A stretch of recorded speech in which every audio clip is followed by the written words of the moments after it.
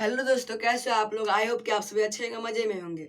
मेरा नाम है सनी, पढ़ने वाले हैं क्लास 7 के साइंस आर्ट, जिसका नाम है रिप्रोडक्शन इन प्लांट्स। यानी कि इस वीडियो में पढ़ेंगे रिप्रोडक्शन इन प्लांट्स के बारे में। सबसे पहले देख लेते हैं इस वीडियो में हम लोग को पढ़ना क्या क्या। पहला सेक्सुअल रिप्रोडक्शन। ए सेक्सुअल ने हम लोगों ने किस वीडियो में पार्ट 1 में पढ़ लिया था। किसमें पढ़ा था? पार्ट 1 में हम लोगों ने ए सेक्सुअल पढ़ लिया था।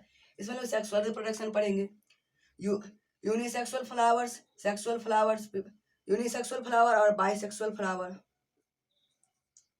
उसके बाद pollination, pollinator, fertilisation, seed dispersion यानी कि सीड एक जगह से दूसरी जगह कैसे जाता है। बाय विंड यानी कि हवा के माध्यम से जाता है। वाटर पानी के माध्यम से। जानवर के माध्यम से जाता है। उसके बाद फिर एक्सपोजर ऑफ फ्रूट यानी कि किसी भी फल के फटने से क्या होता है, उसका सीड बिखर जाते हैं और फिर क्या होता है, उससे नया प्लांट ग्रो करता है। सबसे पहले देख लेते हैं सेक्सुअल रिप्रोडक्शन क्या होता है। इन reproduction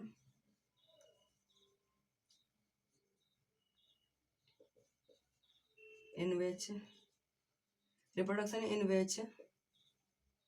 both parents involved,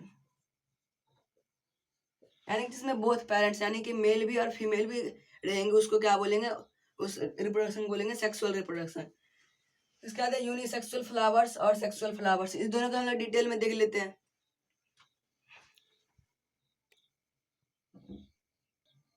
unisexual flower यानी कि ऐसा फ्लावर जिसमें क्या होगा, सिर्फ या तो मेल होगा, मेल रिप्रोडक्टिव पार्ट होगा, या फिर फीमेल, या तो मेल रिप्रोडक्टिव पार्ट या फिर फीमेल रिप्रोडक्टिव पार्ट होगा। तो हम लोग इस फ्लावर के डायग्राम देख लेते हैं। ये तीनों क्या है, ये तीनों फीमेल रिप्रोडक्टिव पार्ट है ये तीनों, और ये दोनों क्या है, मेल रिप्रोडक्टिव पार्ट है। तो यूनिसेक्सुअल यानी कि जिसमें क्या हो, या तो सिर्फ मेल हो या तो सिर्फ फीमेल हो, इस दोनों में से कोई एक होगा। लेकिन बाइसेक्सुअल में क्या होगा, ये दोनों बोथ होगा। इसका यूनिसेक्सुअल फ्लावर का एग्जाम्पल देख लेते हैं। पपाया का जो फ्लावर होता है वो क्या होता है, यूनिसेक्सुअल होता है, यानी कि उसमें सिर्फ या तो मेल होगा या तो फिर फीमेल होगा। और टोमेटो में क्या होगा, मेल भी होगा और फीमेल भी होगा उसके फ्लावर में। हम लोगों ने समझ लिया। इसके बाद है पॉलिनेशन, पॉलिनेटर और पॉलिनेटर इन नेचर।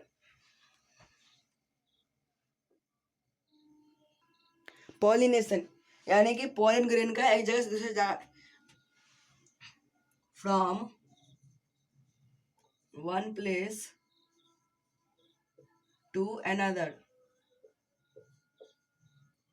यानी कि पोलन ग्रेन्स का ही ऑफ पोलन ग्रेन,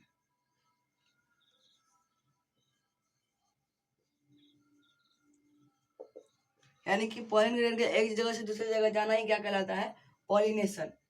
और पोलन ग्रेन क्या होता है कि माइक्रोस्कोपिक रिप्रोडक्टिव सेल होता है। फ्लावर्स में क्या होता है, ये छोटे छोटे होते हैं, जो कि हम लोग को ऐसे नहीं दिखेंगे, जब हम उसको माइक्रोस्कोपिक देखेंगे तभी दिखेगा। उसके बाद है पॉलिनेटर, पॉलिनेटर यानी कि वो हेल्प इन पॉलिनेशन, यानी कि ऐसा ऑर्गेनिज्म जो कि पॉलिनेशन में मदद करता है, यानी कि एक जगह से दूसरी जगह ट्रांसपोर्ट करता है पॉलिन ग्रेन को, उसी को क्या बोलता है, पॉलिनेटर।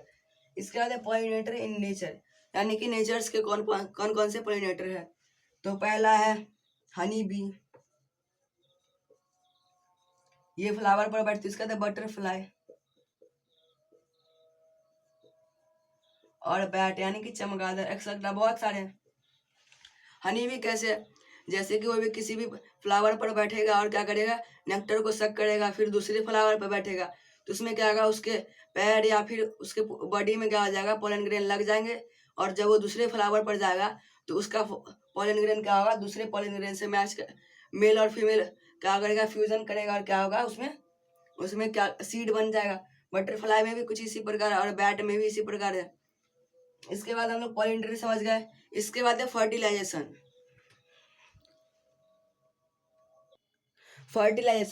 यानी कि इसमें क्या होगा, फर्टिलाइजेशन में इसमें पॉलन ग्रेन्स क्या होंगे, इसको गैमेट्स के थ्रू समझ लेते हैं। गैमेट्स क्या होता है? Male and female reproductive cell. Male या फिर फीमेल रिप्रोडक्टिव सेल को कहलाया जाता है गैमेट्स। और जब ये दोनों एक साथ मिलते हैं तो क्या होता है? एक प्रोसेस होता है फ्यूजन।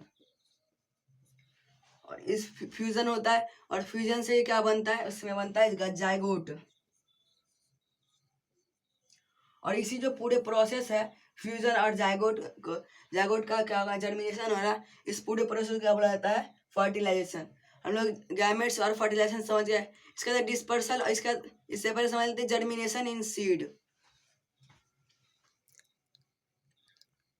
जर्मिनेशन ऑफ सीड यानी कि किसी भी सीड को क्या होता है? सीड को जब फेवरेबल कंडीशन, उसका सुटेबल कंडीशन, उसको बोल सकते हैं।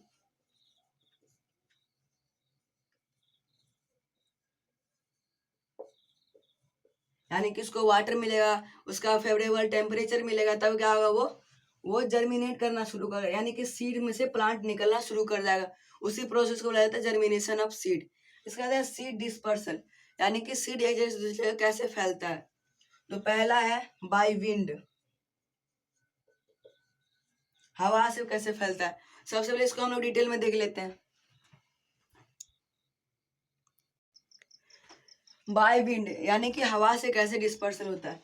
तो एक प्लांट है जिसका नाम है आक, इसमें क्या होता है? एक सीड होता है छोटा सा, और इसमें पूरा रुई रहता है। गर्मी के मौसम में देखते हैं उड़ता हुआ रहता है। और इसी में जो सीड लगा रहता है ये क्या होता है? हवा से उड़ते उड़ते कहीं जाता है, और कहीं पर ये क्या होता है? सीड जर्मिनेट करता है, वहां पर प्लांट ग्रो कर जाता है। इसके बाद है बाय वाटर। वाटर यानी कि पानी से कैसे होता है।